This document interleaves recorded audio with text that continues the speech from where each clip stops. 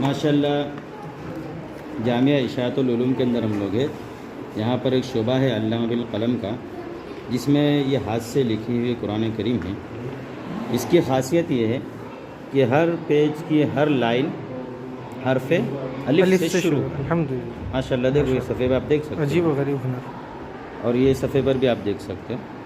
सब बीच में से शुरू कहीं में खोलो, अलिफ है। बीच से देखो माशाल्लाह यहाँ पर भी अल्लाहु अकबर।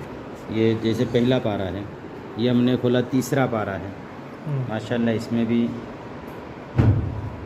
इसी तरह ये 7वां पारा है। देखो दोनों सफ़े पर इसी तरह है। बच्चों का लिखा हुआ ये जो सफ़ा है ये भी, और ये बच्चों ने लिखा हुआ है जो यहाँ पर अल्लामा बिल कलम के शोबे से तकमील करते हैं, उन बच्चों ने ये लिखा हुआ है। माशाल्लाह बहुत बेहतर। उम्र 11-12 साल की 11-12 साल की उम्र। हाँ 11-12 साल की उम्र के बच्चे